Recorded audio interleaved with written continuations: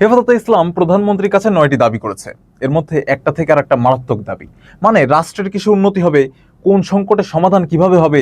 যেহেতু তারা নিজেদের ইসলামী ফেরকা বলে দাবি করে, তাই তারা চাইলেই বলতে পারতো যে দেশের এই চলমান সমস্যাগুলোর ইসলামী সমাধান তাদের কাছে আছে।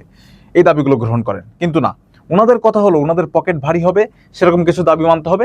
আর ওনাদের এই পকেট ভারী হওয়ার সামনে যারা বাধা হয়ে দাঁড়াবে তাদের নিষিদ্ধ করতে হবে। যাই হোক, ৯টি দাবির প্রতিটা নিয়ে কথা বলতে এখানে আসেনি। এখানে তাদের একটি দাবি নিয়ে কথা বলবো, তাদের দ্বিতীয় দাবিতে তারা লিখেছেন কোরআন সুন্নাহ বিরোধী কোনো আইন সরকার যেন পাশ না করে। এবার তাদের এই ২ নম্বর দাবি শুনে আবেগী জনগণ তো আনন্দে কেঁদে দিয়েছে। এই না হলে ইসলামের হেফাজত। এখন আমি সম্মানিত আলেমদের কাছে জানতে চাই, হযরতুল আল্লামগণ, দয়া করে বলেন তো, বাংলাদেশের কোন রাষ্ট্রীয় আইন বা বিধানকে আপনারা কোরআন সুন্নাহ সম্মত বলে মনে করেন?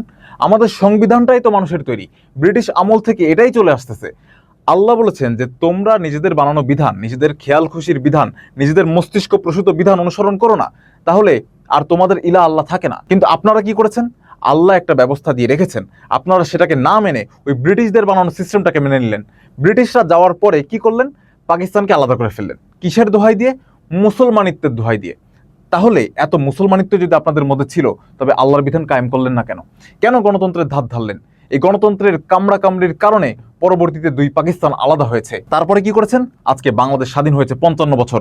একটা দিনের জন্য কি আপনারা বলেছেন যে ব্রিটিশদের বানানো এই তন্ত্রমন্ত্র মানি না, এই তন্ত্রমন্ত্র একদিনের জন্য দেশে শান্তি আনতে পারেনি? কিন্তু না, আপনারা তা বলবেন না, কারণ রাষ্ট্র নিয়ে আপনাদের কোনো চিন্তা নেই। আপনাদের নজর হলো মানুষের টাকনোর দিকে। আপনারা উপরের দিকে তাকাবেন কিভাবে?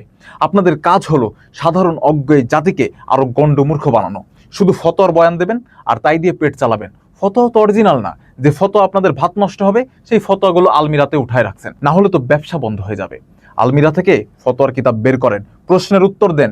কোরআন সুন্নাহর পরিবর্তে স্বেচ্ছায় সজ্ঞানে মানুষের তৈরি জীবন ব্যবস্থা মেনে চললে কেউ মুমিন মুসলিম থাকে? দেশের যে সুদভিত্তিক অর্থনীতি চলছে, সেটা কি কোরআন সুন্নাহ সম্মত? যেসব বিধান দিয়ে বিচার কার্য পরিচালিত হচ্ছে, সেগুলো কি কোরআন সুন্নাহ মোতাবেক? সাধারণ মানুষকে শুধু ঘোল খাওয়ানোটাই শিখছেন। নতুন করে কোরআন সুন্নাহ বিরোধী আইন পাশ না করানোর দাবি তুলে আপনারা কি প্রমাণ করতে চাচ্ছেন? যেখানে পুরো রাষ্ট্রটাই শিরক কুফরের মধ্যে ডুবে আছে। রাসূল যখন দাওয়াত দিয়েছেন, তিনি কি এই কথা দিয়ে শুরু করেছিলেন যে তোমরা এতদিন যে শিরকগুলো করেছো সেগুলি চালিয়ে যেতে পারো, নতুন কোনো শিরকি আইন আর পাশ করানো হবে না? না, রাসূল বলেছেন কোনো বিধান মানি না, কারো হুকুম মানি না, ইল্লাল্লাহ, আল্লাহ ছাড়া। এটাই কালেমার দাবি। আপনাকে আগে প্রচলিত সিস্টেমকে বাদ দিতে হবে। এই কথাটাই আল্লাহ কোরআনে বলেছেন। সূরা বাকারার ২৫২ নম্বর আয়াতে আল্লাহ বলেছেন, নিশ্চয়ই সত্যের পথ থেকে ভ্রান্ত পথ আলাদা হয়ে গেছে। অর্থাৎ এই দুটোকে আপনি মিক্স করতে পারবেন না। এরপর আল্লাহ বলেছেন, যে ব্যক্তি তাগুতকে অস্বীকার করে এবং আল্লাহর প্রতি ঈমান আনে, অবশ্যই সে মজবুত এক রশি আঁকড়ে ধরল। আল্লাহ প্রথমেই বলেছে তোমরা তাগুতকে অস্বীকার করো, তারপর আল্লাহর প্রতি ঈমান আনো পূর্ণাঙ্গভাবে। যেখানে দেশে তাগুতি সিস্টেম চলছে, শিরকি সিস্টেম চলছে, ব্রিটিশ ইহুদি খ্রিস্টান নাস্তিকদের বানানো বিধান চলছে, সেখানে এগুলি প্রত্যাখ্যান না করে আল্লাহর দিন পূর্ণাঙ্গ প্রতিষ্ঠার ডাক না দিয়ে আপনারা আমজনতাকে ঘোল খাওয়াচ্ছেন, কেবল জনগণকে বোঝানো যে আপনারা ইসলামের ঠিকাদার।